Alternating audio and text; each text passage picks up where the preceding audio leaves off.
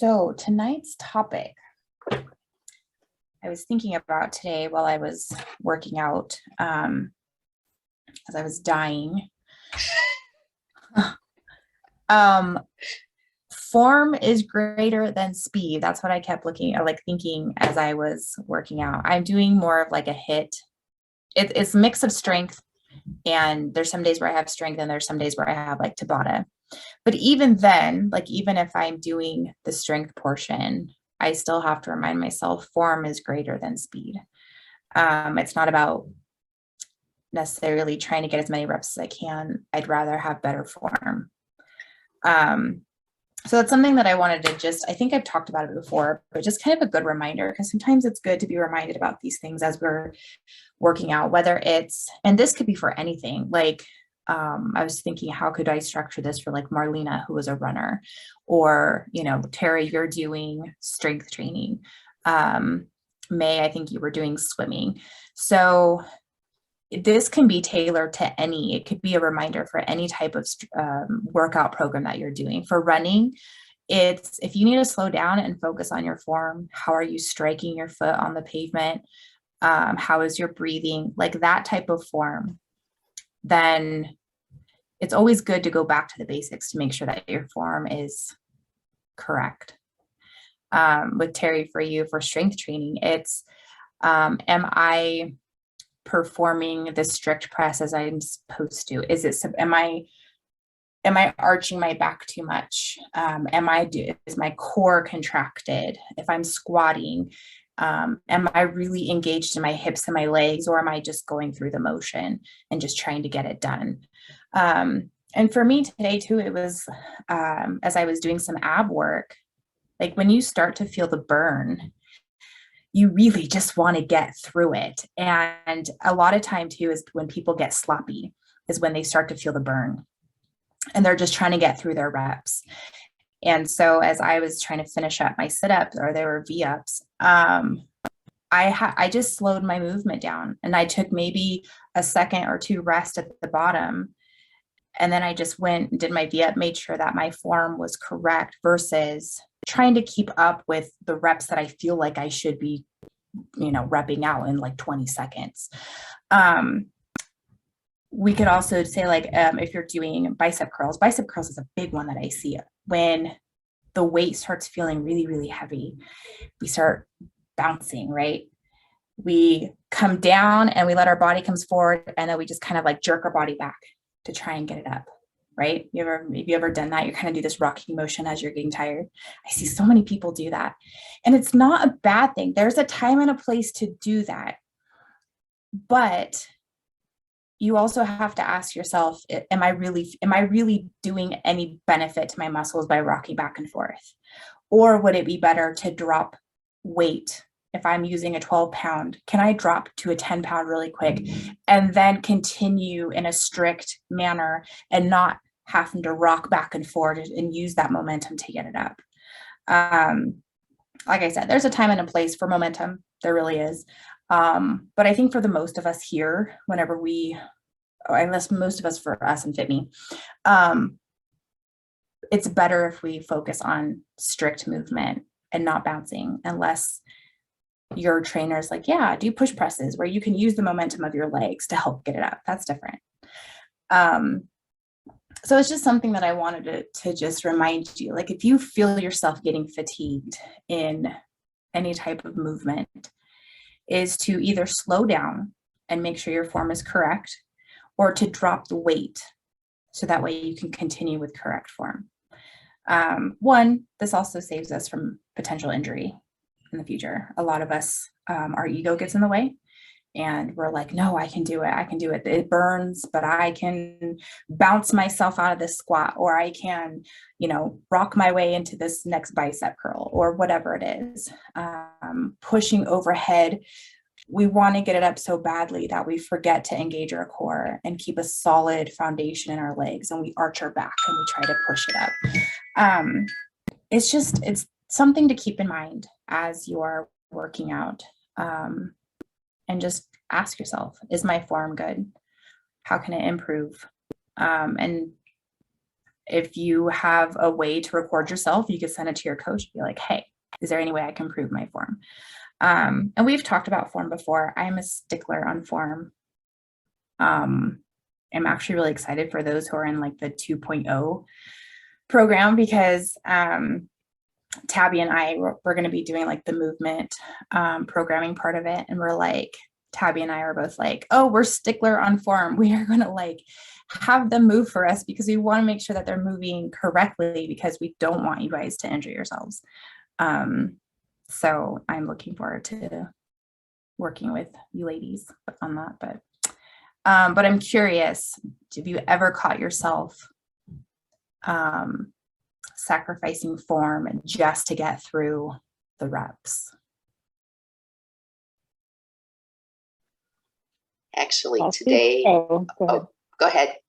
Go ahead. You go ahead. I slowed down today because I thought, oh, I'm going to hurry up and whip this out. And then I thought, wait.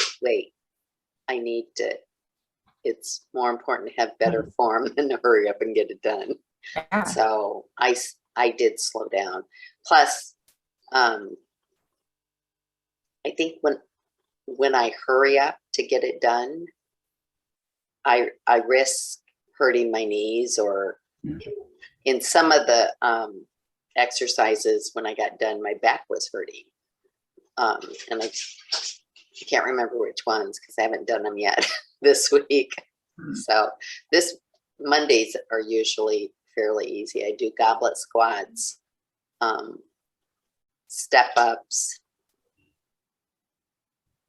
lunges, and then planks. So today was kind of easy, except the last plank. It was like, okay, I'm going to die. But yeah. I think it was today I had to do planks, but with like your feet on a med ball. So it was like on an unstable surface, right? Yeah, no. So, right, for you, that would not be ideal. It's been a long time since I've done that. So it took me 3 rounds for my body to kind of feel like it was getting the hang of it. But then again, by that time, my lower back was starting to hurt, which was a trigger, right? It was a cue for me of saying, you're not engaging your core. You're so focused on trying to balance that you're forgetting to engage your core. And now your back is being affected, right? So it really just told me like, yeah, you haven't done this in a long time. You need to work on that. Plus you didn't want to fall. Right. So I'm focusing on so many other things, not falling, rolling away, that I wasn't engaging properly. So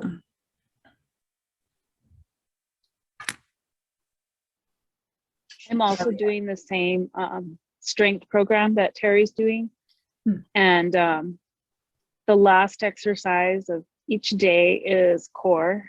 And I hate core exercises because they're hard, but I always feel like my form is not correct, I guess. And things start hurting and I'm not breathing and all the stuff. And so they're just really hard to get through. And so a lot of times I'll either cut it short or I don't make the reps that it's asking for because I can't get through them. But yeah, I tend to kind of avoid core exercise, and I know they're important, especially for your back, but I don't like them. And it's probably because I'm not doing them right. I don't know. Yes. I mean, that could be if you feel like you're not, and that would be something that you could reach out to your coach and be like, I don't like core. However, I want to make sure that I'm doing it correctly. Yeah. A lot of it when it comes to core, like what movements do you guys do? Is it planks or sit-ups? Planks I'm okay with. It's like the, what are they called? I don't even know. Like the dead bugs and stuff like that. I hate that one. I don't like sit-ups either. Like I could do the Superman one. That one's okay as long as I'm breathing. And planks I can do. Yeah, the planks I can do, and I remember to keep my core tight when I'm doing them. I can't do them as long as it wants me to, but I still try, but it's usually like the sit up type core exercises where you're having to squeeze up. I don't like those. Is it because you have a hard time sitting all the way up? Like, is it a struggle to sit all the way up? Is it because your back hurting you? What is it like that bothers you? It's my belly. It gets in the way, I think. And it makes it hard to get up. And then as well, it squeezes your lungs. And so it's harder to breathe when you're doing it, when you're thicker in the middle. So I would say, and again, talk with your coach because they might have different insight too. Because I totally understand. Like, I've worked with clients who have the same frustration as you. I feel like I'm working harder just trying to get up, but I'm feeling it in the wrong places because it's such a struggle to get up. And so really you kind of have to find, like, can you do, instead of trying to, let me see if I can show you. Instead of trying to sit all the way up into a sit up, is if you just come halfway and like reach with your arms into the sky, kind of almost like a crunch. Okay. So it's a micro movement, whereas a full sit up to your legs is a macro movement. It's a bigger range of motion. But if you just do like a micro movement, right, you're still going to be targeting your core. But you're not going to feel like you're wasting all of your energy, like just trying to get all the way up. Does that make sense? Okay. Yeah, it does. So think of more of different types of sit-ups that are more micro movements versus like a full range like sit-up. There's nothing wrong with the full range sit-up. There's nothing wrong with a micro movement sit-up. It's just learning to make it a little bit more enjoyable to where you're not focusing on sit-ups are not fun. V-ups are not fun. Things like that I understand. Core work is work. But also too, the breathing part is open up your lungs by when you come down and your back is on the ground, put your arms over your head to open up that chest a little bit. And then take a deep breath in. And then as you come up, blow out. So pace your breath with your movement. So as you come down, arms overhead, take breath. And it's okay to use your arms as momentum. If you need help getting up into your, position, it's okay. Those are just tricks that I've taught other clients where they're like, I hate sit-ups because I can't get all the way up. Like, that's okay. Do a micro sit-up then. As long as you feel like you're doing the work. Now, if you feel like you're cheating yourself, then work harder to get all the way in the up position. Yeah. Okay. But too, I would reach out to your coach and ask her like for any feedback on that, or if she's got any different suggestions for ab work, because there's so much like ab stuff that you can do. Okay. Other than just set up some planks. But the dead bugs are rough. What are the rocking things that we have to do? The hollow rocks. I don't like those either. Hollow rocks are rough. Those are hard. Oh, those are hard. Yeah. To modify those, you just tuck your knees in. Oh, okay. Tuck your knees. I still can't get up. Well, yeah, and it's kind of hard, but if you lay down and so instead of out here, if you tuck and hold. Oh, that would be easier. That would be easier. Yeah. So you can put your arms here and hold, or this is the hardest, right? This is a little easier. This is the easiest. Okay. So arm placement too is gonna make it either easier or harder. So Marlena, since I'm down there, you can do if you come here and come up here and back down. Like seriously, that's like it's a micro movement, but you'll feel it. Okay. You'll feel it in your upper core. It's not easy. Okay, one last tip for a sit-up since I'm down here, and I thought this was really, really helpful, is when you're doing a sit-up, you know how sometimes you hold behind your head, or some people say to hold across your chest. I also like to use my arms to help me get up. But another way you could do it is you cross here and here. Okay. And you come down and then you come up right like this. You put your feet up like this and you come up and then back down. Can you see? Yep. Yeah. So here, again, it's a micro movement, but it's like a crunch, but you're not pulling on your neck to get further. Your neck, your head is cradling in your arms. And you come here. Oh. It burns so much. Yeah, I always feel like I'm gonna hurt my neck when I'm doing those. Me too. And I always hated crunches like that because it's like I feel like I'm yanking on my spine. But when someone, it was a trainer, she's like, oh, you just cross so your head is like, resting in your arms. And then you bring your feet up and then you just crunch to your knees. You could try that. You should try that. Okay. Yeah. For like 20 seconds, I'll be burning. So anyways, those are just some setup tips. Those are good ones. Thanks. Thank you. Oh. Yeah, because my neck usually hurts when there's one that we do. I can't remember which one. But I don't like the Supermans either. So. I can do those, I think, because I'm on my stomach already and I don't have to squeeze up on my stomach. Yeah. So to me, those are easier, but you just have to breathe. Because I think we want to hold our breath when we're doing them. That's what I tend to do too, because I hold my breath on those. I do too. And if I remember to breathe, I can go longer.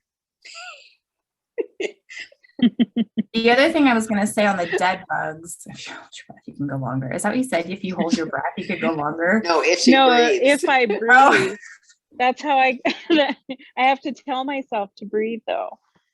No. I was going to say, if you hold your breath. And the same with the planks. I have to really like focus on the breathing. And if I do that, I can go longer. Yeah. Usually definitely. The last one, I'm pretty much toast. Yeah. So. The dead bugs. The dead bugs are not easy. However, the one thing that I always just focus on is pushing my lower back into the ground. Because then your lower back won't start to hurt. You could also put a towel underneath your lower back to kind of like just so that you can feel it as a reminder to push on that towel, or something that's really thin, so you can like, oh, if somebody came along and tried to grab a towel out for me, like they can't because I'm smashing it with my lower back. Like it's just a mental cue to remind yourself to push your lower back into the floor. That's good. Same with the hollow holds. You have to push your lower back into the floor. That makes it awful. But it protects your lower back. One thing about like when I'm running, I notice that when I start getting really tired, if I pay attention to where my pelvis is, it makes it easier. And I don't know who told me this, I don't remember, but they said, it was probably Christy when we were talking about the pelvic floor. Like imagine that you're holding a bowl of water with your pelvis and you don't want to spill the water. Like it's a bowl. Yeah. And it just kind of gives you a different, like, remember to tilt your pelvis. I'm laughing because I'm like trying to picture this and like I would be running. Because you run, don't you? Sam? Because I think when you're running, I think you tend to kind of like pull it back in. Helps with back pain. Yeah. Try it. I guess I've never really I don't think I've really ever paid attention to I've always paid attention to my strikes, like, making sure that I'm striking correctly. I do notice my upper back usually gets really sore if I run, longer distances, longer, like a mile. Because I tend to like stand up straight. And so my back, like it gets super like sore the next couple days because I tend to be like very upright and try to like run very upright. But I never really thought about by doing that, if it must tilt my pelvis to where like I have like an arch probably in my lower back too. Yeah, I don't know. But I I think think- about it when I'm running, because I start getting like low back pain sometimes when I'm running, Right. when I'm running longer distances. And it has to do with the way that your pelvis is. It just kind of like gives and you're like spilling all the water forward. So if you kind of curl it back in, it helps with your posture too. So that whole pelvis thing, yeah, when we say stand up straight, we think we're standing up straight and you're curving your back like badly, like the way my finger Yeah. goes, and show you, yeah, like that. And I mean, in music, we had to be aware of all this junk. So you had to learn to sit and keep that pelvis tilted, so Yeah. that your back literally was straight instead of that curvy crap that everybody wants to do, because that just distorts everything, you know, your wind tunnel and and it just puts terrible pressure on your lower back where it's not supposed to go. So yeah, that whole pelvis thing is super important. Interesting. I'm gonna have to play with that. Even for breathing. And you can practice it. Because I think when I sit up straight, And if straight, I arch. yeah. Yeah, and when you're sitting. And if my low back hurts, go ahead, May.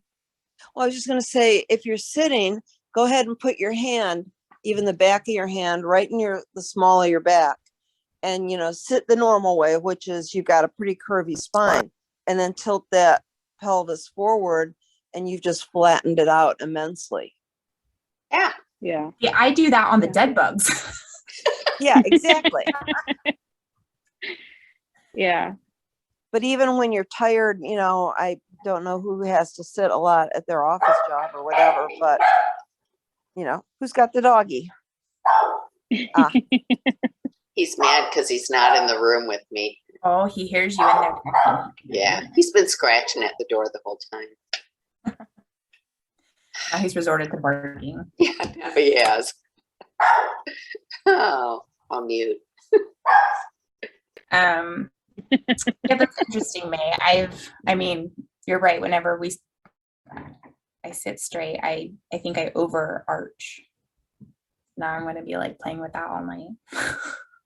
But then how do you do the My upper physical back? therapist too, when I had foot surgery, she told me that too. She's like, you have to stick your butt out when you're standing, and it fixes your posture. She's like, You have to stick it out just so. She said this, like, you kind of bend your knees a little bit and stick your butt out. And I said, this feels really weird. And she's like, well, it's straight. You're straight that way.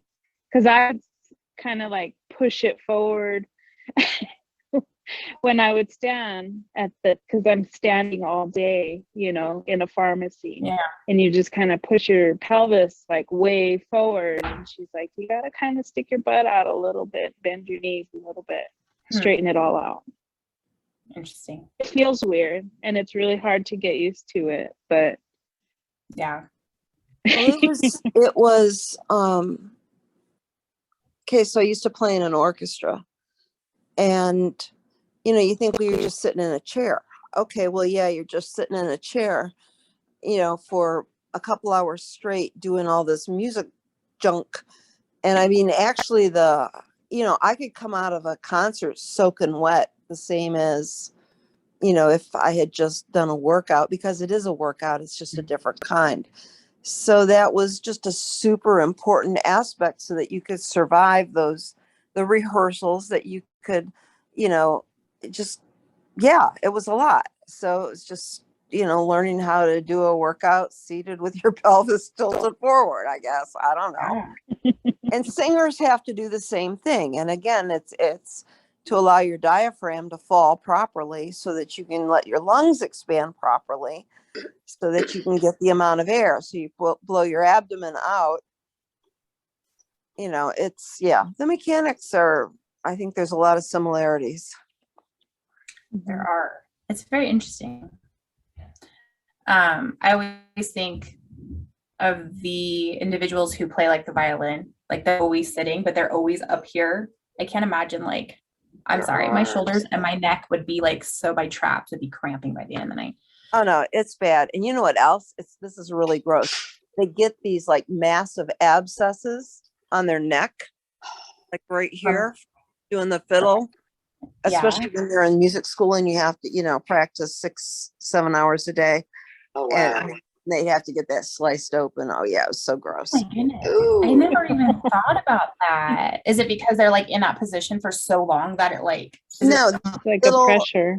there's a little screw thing on the bottom of the fiddle that the neck there's a you've got the violin and then you've got to have like a little chin rest. And way there's a little thingy that sticks out. Yeah, your neck just can't I see. player because it looks like they've got a giant hickey. But no, that's what it looks like because it is essentially.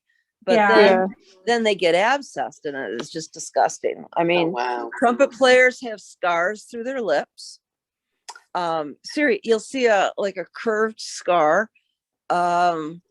Don't ever kiss a trombone player. They're just disgusting. Sounds from experience. Absolutely. Oboe players, which is me, we were the best, you know, because you got really good lip action. But other than that, I love it. I love it. That's hilarious. And it's interesting because those are things that I never would have thought of before. Like what your body has to endure because you're something you're practicing and doing all the time. Interesting. Yep. You know, it's some fiddle players, their fingers are flat on the tips because playing, you know, maybe 70 years and they're flat. My thumb is distorted. You know, I have a bone that sticks out in my wrist from playing guitar all the time. You know, it's just that it just happens. Yeah. Well, it makes sense. I mean, as long as you guys practice, right, for your profession, like it's like with sitting. If we sit for a long period of time, eventually our body's going to become adapted to a position. So same with playing an instrument. Yep, it's just weird. It is weird. Sorry for that bunny trail. It is super interesting. Sorry, we got off on a tangent. That was my bunny trail. I'm sorry. We're women. We do that. I got off on a bunny trail of sit-ups. And so, you know, it's all good. It's all good. It was interesting, though. It was an interesting bunny trail. Yeah, it did. It led to like different interesting facts. Oh, well, do you ladies have any more questions before I let you go? Are we good? I'm good. I think I'm good for another week. Yeah.